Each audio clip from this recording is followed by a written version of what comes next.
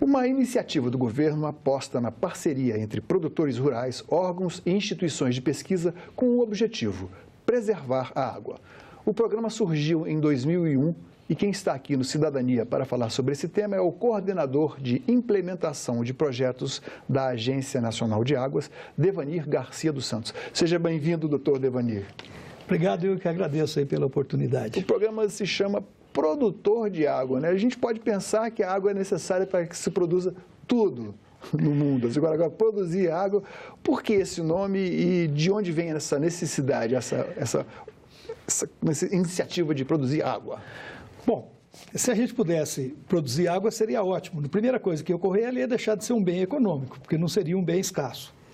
Na verdade, quando a gente trata da produção de água, a gente trata na visão da utilidade dessa água. Então, quando chove, você tem dois caminhos: ou a água infiltra no solo, ou ela escoa rapidamente, né? E a água que escoa rapidamente, ela causa erosão e enchente. É uma água que você não aproveita, que vai embora rapidamente. Se você utilizar práticas no espaço rural, principalmente, que faça com que boa parte dessa água, ao invés de se escoar superficialmente, ela se infiltre no solo, ela vai ficar reservada e vai atender às atividades econômicas no período da seca. Ou seja, eu estou produzindo água para o sistema produtivo. Ou seja, estamos falando aí não dos ambientes urbanos, não estamos tratando aqui de ambiente urbano, estamos tratando dos mananciais, dos rios, lagos, de onde a gente vai encontrar do ambiente rural, né? Agora, esse programa surgiu em 2001, né? Uma iniciativa de governo que vem desde lá e se corporificou em uma parceria. Vocês levaram a ideia, a agência levou a ideia até produtores. E quem são essas pessoas que participam? Produtores rurais, principalmente. Bom, a ideia é o quê? Primeiro, nós precisamos de um programa sustentável.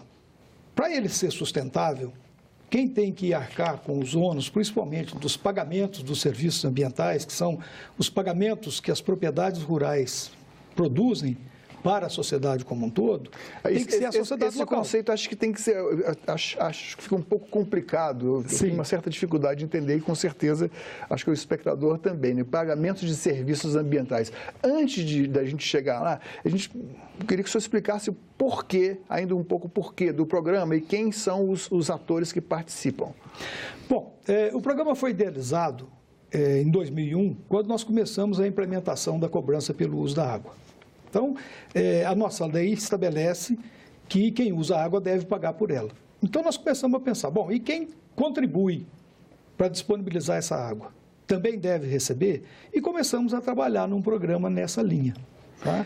E aí nós identificamos que uma maneira de avançar com isso seria criar incentivos aos produtores, criar uma condição econômica em que ele tivesse capacidade de executar aquelas práticas que auxiliam na captação e na oferta de água na bacia. Então, o programa foi estabelecido com base em parcerias, onde nós buscamos uma assistência técnica forte, buscamos uma série de parceiros que têm interesse de investir no meio ambiente e que têm capacidade de ajudar a financiar essas ações e assim a gente consegue fazer a recuperação ambiental das bacias. Bom, daqui a pouco a gente vai mostrar um gráfico da evolução do número de projetos em todo o país, né? Hoje a gente sabe que a dificuldade, o regime de chuvas, ele está sendo cada vez mais escasso.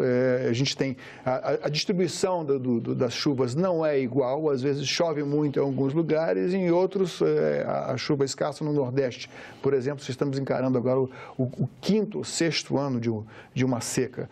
Então, eu queria chamar que a produção, por favor, colocasse aqui o número de projetos que, desde o ano 2009, que acho que quando vocês primeiro tiveram que estruturar o programa, fazer o organograma, o fluxograma, escalar as pessoas e, enfim, a partir de 2009 nós tivemos 6 projetos Já em 2014, um avanço considerável.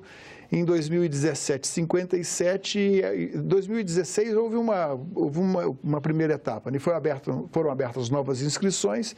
Em 2017, 57 e 2018 estão em andamento 79 programas. Como é que foi a evolução? Porque aqui de 6 para 30 foram grandes. E a distribuição no país também, a gente vê que é mais de Brasília para baixo, né? Muito em Minas Gerais, em Goiás, no Nordeste já não tem tanto assim, né?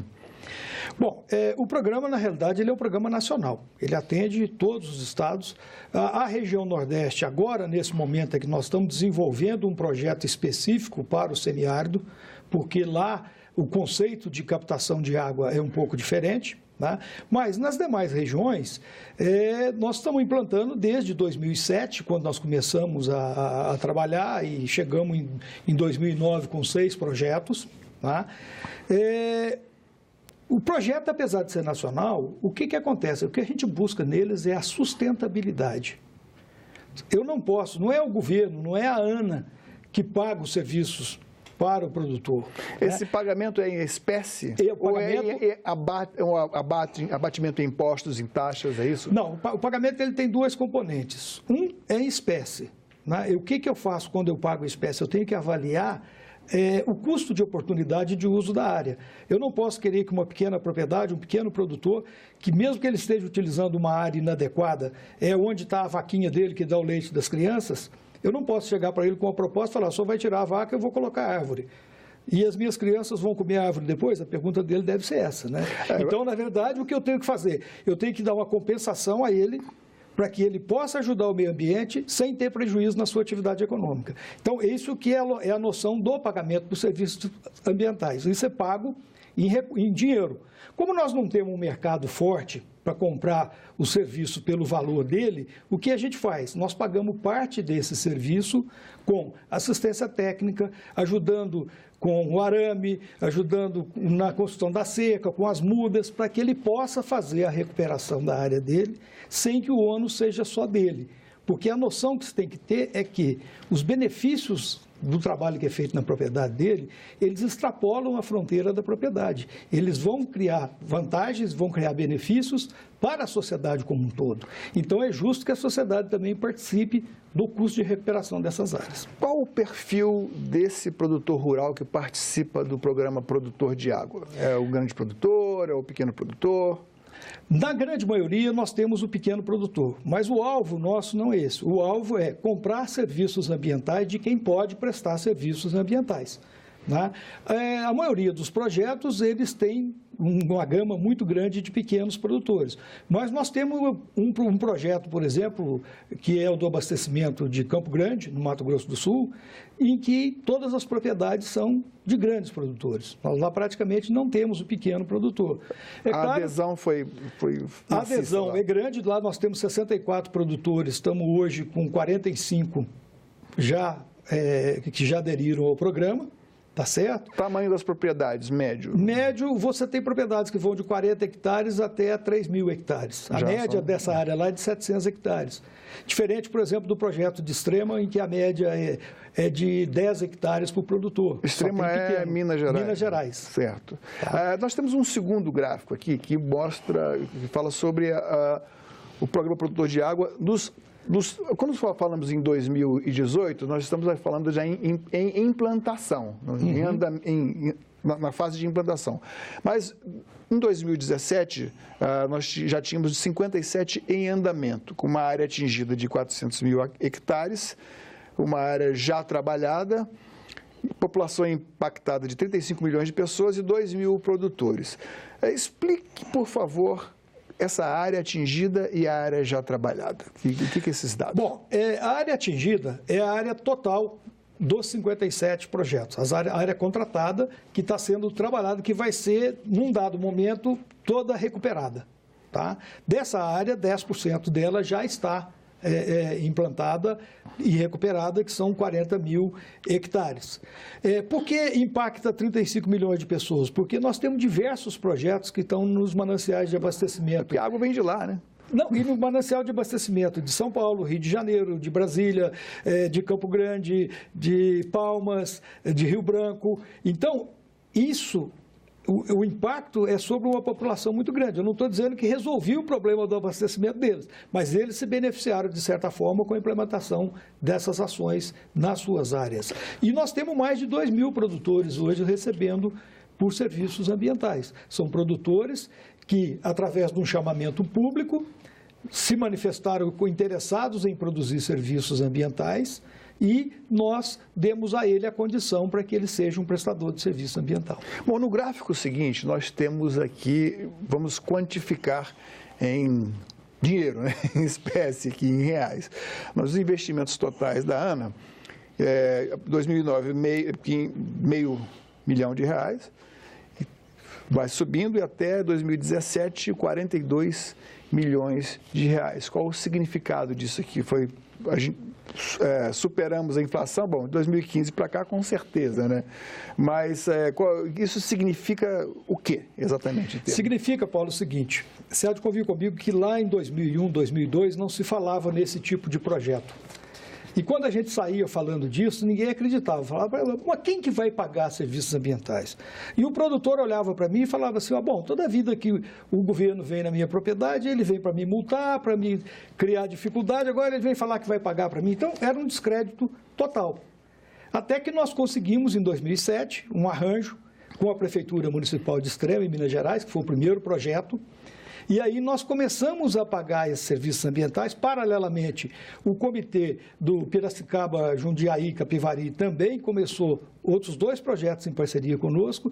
E isso foi criando um espírito de que era possível, através da parceria, recuperar essas áreas, e o sucesso do programa está exatamente nisso, em que, no momento em que você tem um pagador dos serviços ambientais local, tem que ser local porque os outros podem tudo ir embora, mas ele continua incentivando e os resultados continuam acontecendo.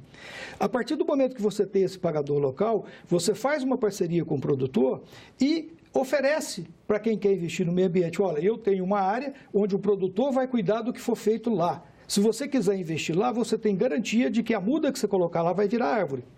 Diferentemente do que acontece na maioria dos projetos. Nós estamos falando Isso, a confiança foi crescendo. E começou, então, um número muito grande de projetos. Hoje nós temos uma demanda bem grande, tá certo? Nós temos que entender que o projeto não é a panaceia, ele não vai resolver todos os problemas e nem ele é para fazer onde a água não tem valor econômico. A sociedade tem que sentir que lhe falta água, seja em quantidade ou qualidade. Ou seja, traduzindo outras palavras, não é para a Amazônia? Não do ponto de vista de quantidade, mas talvez do ponto de vista de qualidade. Nós, por exemplo, temos um projeto agora em Brasil Novo, no Pará, tá? Que está começando agora. E é bastante água, né? E é bastante água, porque o problema nosso de falar que temos muita água, nós esquecemos que a distribuição não é uniforme. Então, mesmo na região amazônica, você tem diversas áreas que você tem problema de quantidade de água. Tá? E lá, então, não é só a questão do abastecimento, é a questão também da mobilidade das pessoas. Da mobilidade. Do abastecimento, da logística. E muitas vezes da qualidade de água. Como o saneamento não existe, você prejudica muito os igarapés e aí você não tem água de qualidade para abastecer. Nós temos diversas comunidades na Amazônia que é abastecida com água de chuva coletada do telhado. Pegando um gancho aí desse parágrafo da nossa conversa, se a gente chegar lá no Amazonas, conversar com o ribeirinho, é difícil convencê-lo que aquele pé de planta, aquele verde, que possa se transformar em dinheiro para a sua subsistência, para o consumo. Mas, transpondo esse tipo de argumentação para o agente da ANA, não sei se exatamente deve existir um trabalho de convencimento, para que esses produtores rurais já estabelecidos participem do programa. Qual é a maior dificuldade que vocês enfrentam? Bom, a maior dificuldade, inicialmente, é definição de quem é o pagador dos serviços ambientais. Porque esse tem que ser um ente que represente a sociedade local. Que a sociedade é que vai se apropriar dos benefícios. Então, ela tem que ser essa pagadora, porque no momento que todos saírem, o projeto continua existindo. Então, essa é uma busca. E muitas vezes é difícil para uma companhia de água, por exemplo, perceber que os custos de tratamento da água diminuem quando a água melhora de qualidade. Quando chega melhor qualidade. Né? Então, essa discussão tem sido... Hoje nós já temos estados como Santa Catarina, por exemplo, em que as agências reguladoras, elas já concordam com a colocação na sua planilha de cálculo da tarifa, de um componente para a proteção da água bruta. Você imagina, nós tínhamos dinheiro para produto químico, combustível, pessoal, não sei o que, mas não tinha para água bruta. Como se eu tendo dinheiro, eu pudesse tratar uma coisa que não existe.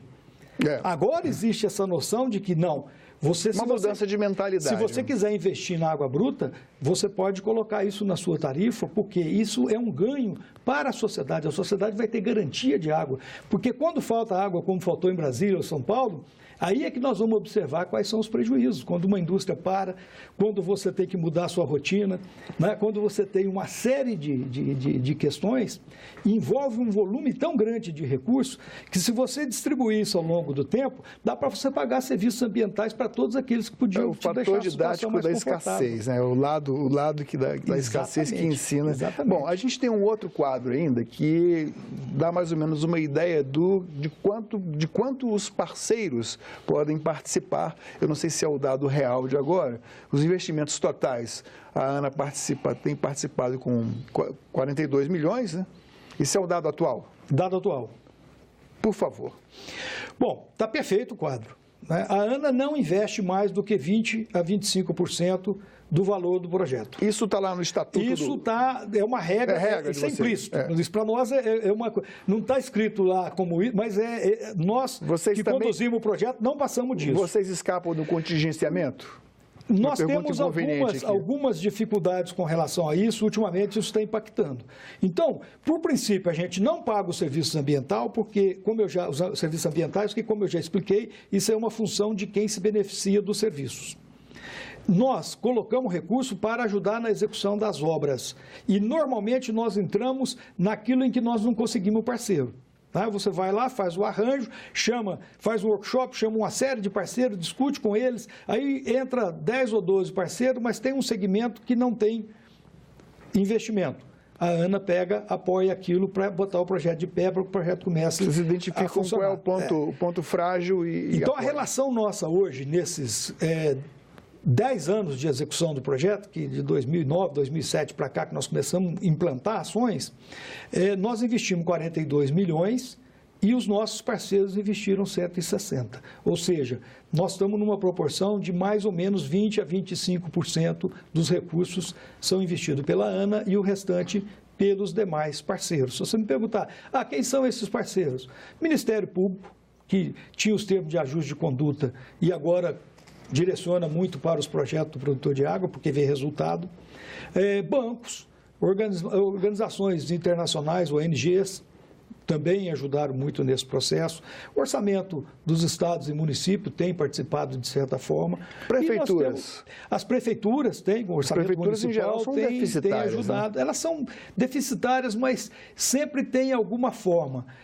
A boa parte dos nossos projetos estão com a prefeitura porque eles fizeram uma lei municipal criando um fundo para o pagamento dos serviços ambientais. E isso atraiu uma série de investimentos de outros atores que possibilitou resolver o problema do manancial de abastecimento da cidade. Esse é o perfil de muitos projetos que nós temos hoje em andamento. Vocês têm uma equipe que vai até as cidades? Como é que é identificado o local problemático onde vocês devam implantar? Bom, ou vocês apenas, como a Justiça Eleitoral, ficam aguardando serem demandados? Não. Inicialmente, nós fizemos um trabalho muito grande de divulgação. Tá? A ANA participa de quase todos os seminários no Brasil, workshops, seminários. Ela está sempre divulgando e mostrando que um dos caminhos para essa recuperação, para a melhoria da produção de água, é trabalhar naquele espaço que já foi ocupado hoje. Aquele espaço que está ocupado com grão, que está ocupado com pastagem, ele é propício para ser utilizado como produção de água. O que eu preciso? Eu preciso adequá-lo, eu preciso mudar a forma que eu ocupo esse espaço. Então, a partir dessa discussão, você criou um ambiente nacional. Hoje, a imprensa divulga muito também os resultados dos nossos trabalhos. Então, nós somos sempre demandados. De uns anos para cá, de 2016 para cá, Nós temos trabalhado mais com editais. Nós lançamos editais dizendo, ó, estamos apoiando projetos do Programa Produtor de Água nesse período. E aí, o último edital que nós fizemos, nós tivemos 200 propostas, das quais nós contratamos 36. Tá? Então, tem isso. E, por outro lado, nós recebemos todo dia também ligações do interior. Ah, quero fazer um projeto. Bom, primeira coisa, você tem que resolver, fazer o dever de casa. Se você me apresentar quem é o pagador dos serviços ambientais aí, eu vou mandar um técnico aí que vai acompanhar e vai ajudar a organizar o seu projeto. Aquele produtor que não obedece às margens de preservação da mata ciliar à beira dos cursos d'água, esse não pode participar.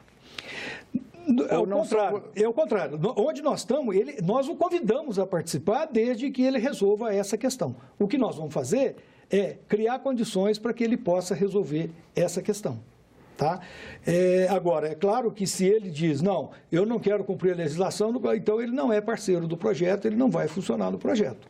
Mas do trabalho nosso da assistência técnica é exatamente de mostrar para ele que é possível ele recuperar aquela área sem ter prejuízo na sua propriedade.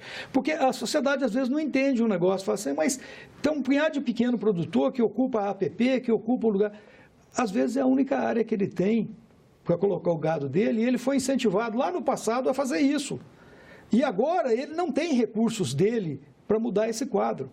Mas se você faz um pool desse, você tem uma associação dessa, que vai lá, leva orientação técnica para ele e leva insumos, ele consegue mudar isso sem perder qualidade na sua atividade econômica. Ele continua com a sua vida, continua seu sítiozinho funcionando lá, e aquela área que antigamente era usada para isso, ela passa a ser utilizada para ser reflorestada, né? Porque eu pago para ele o custo de utilização daquela área e ele aluga do vizinho um pasto e coloca a vaca lá. Ou seja, ele continua com a vaca e o ambiente ganha porque aquela área foi recuperada. Essa é a lógica do programa. E quem é que leva até ele as informações técnicas, as instruções? Acredito que não seja a ANA. Você tem que ter uma interface com a Embrapa, com a Emater, com os órgãos de assistência técnica, os órgãos de extensão, né? Pois é. Então, no momento que a gente identifica um projeto que tem a condição do pagamento, o técnico da ANA passa a atuar. Ele passa a atuar na organização, na motivação local. Se precisa leis, já trabalha com a prefeitura, com quem quer que seja, para ter as leis que dê apoio ao projeto, e trabalha na motivação, na identificação de outros parceiros que possam atuar no projeto. Então, você tem um perfil local, você identifica. Normalmente, a gente faz um workshop onde a gente chama todo mundo e apresenta, nós queremos fazer isso. E nós entendemos que a sua empresa pode fazer isso, que a sua pode fazer aquilo. E quem são essas? São NGs, Embrapa, Emater, né? Então, nós precisamos ter, primeiro, uma assistência técnica, porque sem assistência técnica você não muda nada. E o grande problema do Brasil hoje, ninguém fala nisso, é a falta de assistência técnica. Nós desmontamos nosso sistema de assistência técnica e hoje você tem uma lacuna muito grande nessa área. Você quer melhorias, precisa melhorar a utilização de água na irrigação, mas quem vai orientar? Precisa recompor as APPs. Quem que vai orientar? O sujeito sai para procurar, ele não tem um técnico para orientar, ele não tem o financiamento, então ele não faz. Então, conscientização. A questão é conscientização, informação e uma atuação mais incisiva junto ao produtor que o programa faz. O convencimento e também aquele jeitinho de falar. Exatamente. Né? E aí, ali você vai identificar qual parceiro tem o perfil para dar assistência técnica, que vai orientar o produtor, né? Qual o perfil, quem que pode ajudar, por exemplo, de repente, porque é diferente. Uma coisa é você falar de conservação do solo, outra coisa é você falar de replantio florestal. Mas está tudo ligado. Diferentes. Está tudo ligado e é a junção disso que vai dar o resultado. Porque, não iluda não, o que está acontecendo hoje? Nós estamos falando que está faltando água. Porque choveu mais, choveu menos. Não importa. É claro que quando chove menos, eu sinto mais o problema. Mas nós estamos passando num momento em que as chuvas são intensas e de curta duração. E o nosso solo está impermeabilizado. Como eu não posso mexer na chuva, o que eu tenho que fazer? Eu tenho que mexer no meu solo. Então, aí eu tenho que mudar as práticas que eu faço de forma que esse solo possa aumentar o tempo de oportunidade de infiltração de água no solo e, com isso, eu vou absorver parte maior da chuva. Independente dela ser muito ou pouca, se eu consigo absorver parte, eu faço uma poupança no solo e aí eu vou ter água no período da seca. Doutor Evani, muito obrigado. Vamos poupar água. Poupando, a gente produz, hein? Também. De um jeito de outro. Para ver de novo ou baixar uma cópia deste e de qualquer outro programa da TV Senado, acesse senado.leg.br/TV. Mande suas críticas e sugestões para nós. A ligação é de graça, 0800 61 2211. Cidadania agradece a sua atenção, um abraço e até o próximo programa.